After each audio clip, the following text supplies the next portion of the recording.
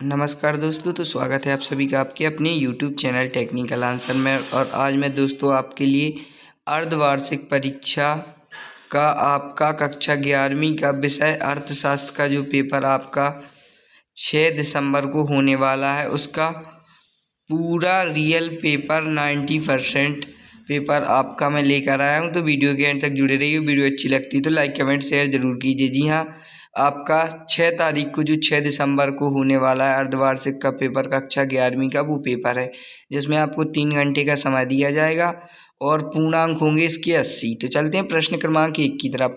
तो प्रश्न क्रमांक 1 में है सही विकल्प चुनिए, जिसमें आपको 6 क्वेश्चन दिए गए हैं, उसमें आपको सही विकल्प के आंसर देने हैं। आप अच्छे तरीके से इसको किताब में ढूंढ सकते हैं, क्योंकि मुझे अभी तक आंसर मिले नहीं है। जैसे ही मिल जाएंगे नेक्स्ट वीडियो में अपलोड कर दूंगा।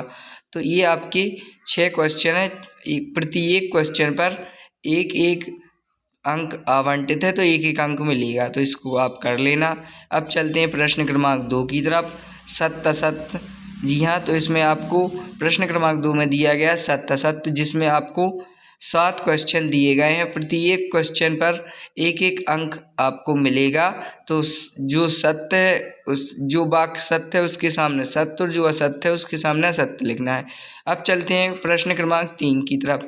तो प्रश्न क्रमांक 3 में दिया गया रिक्त स्थानों की पूर्ति कीजिए। तो प्रश्न क्रमांक 3 में है रिक्त स्थानों की पूर्ति कीजिए, जिसमें आपको 7 प्रश्न दिए गए हैं। तो इसमें आपको प्रत्येक प्रश्न पर एक एक अंक मिलेगा। अब चलते हैं प्रश्न क्रमांक 4 की तरफ।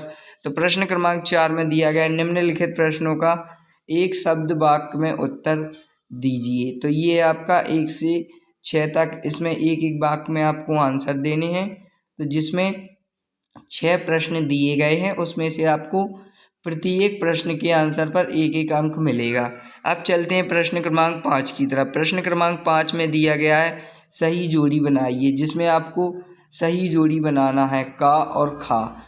इसमें आपको 6 प्रश्न दिए गए हैं, तो सही जोड़ी बनानी है। इसको प्रत्येक प्रश्न पर एक एक आंसर एक एक अंक मिलेगा। अब चलते हैं प्रश्न क्रमांक 6 की तरफ। प्रश्न क्रमांक 6 में दिया गया मध्य मूल्य से क्या आशय है। प्रश्न क्रमांक 7 प्राथमिक आंकड़ों एकत्रित करने की विधियों के नाम लिखिए, अथवा द्वितीयक आंकड़ों किसे कहते हैं। प्रश्न क्रमांक 8 में है सूचांक की 2 सीमाएं लिखिए, अथवा सह संबंध का अर्थ लिखो। प्रश्न क्रमांक 9 में आपको लिखना है हरित क्रांति क्या है, अथवा शिशु मृत्यु दर किसे कहते हैं। तो आप इसको भी कर लीजिए। जैसा कि मैंने आपको बताया कक्षा 9वीं का कक्षा 11वीं का पेपर है विषय अर्थशास्त्र का, जो आपको कल मतलब 6 दिसंबर को होने वाला है। तो इसका पूरा पेपर है। अब चलते हैं प्रश्न क्रमांक 10 की तरफ। चित्रमय प्रदर्शन से किसे कहते हैं, अथवा द्विविमीय चित्र किसे कहते हैं। 11वां बहुलक किसे कहते हैं, अथवा माध्यिका के 2 लाभ लिखिए।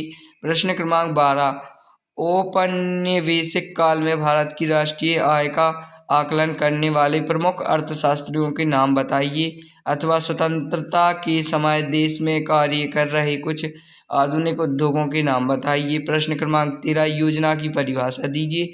और प्रश्न क्रमांक 13 का अथवा है विक्रय अधिशेष क्या है। प्रश्न क्रमांक 14 मिश्रित अर्थव्यवस्था से क्या तात्पर्य, अथवा सहायकी क्या है।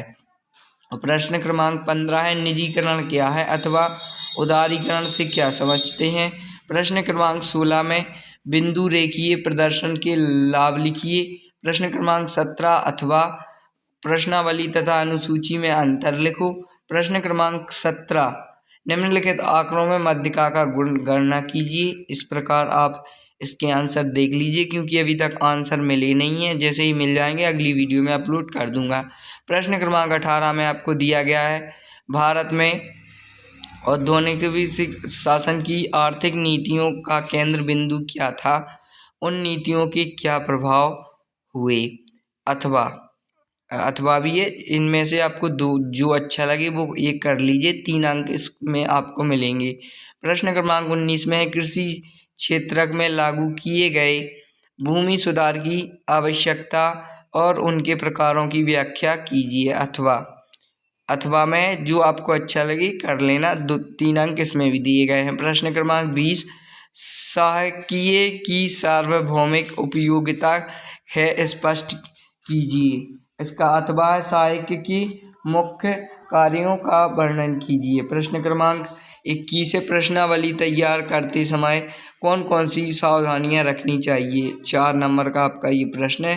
प्रश्न क्रमांक 22 में आपको दिया है समांतर माध्य के गुण लिखिए। अथवा में भी दिया गया है, 4 अंक का है इसमें। प्रश्न क्रमांक 23 में भारत में आर्थिक सुधार क्यों आरंभ किए गए हैं। तो धन्यवाद दोस्तों, वीडियो को एंड तक देखने के लिए धन्यवाद।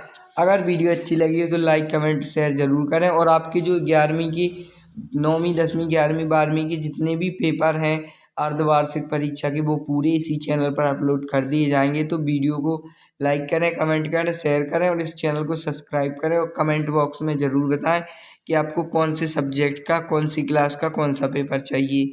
धन्यवाद।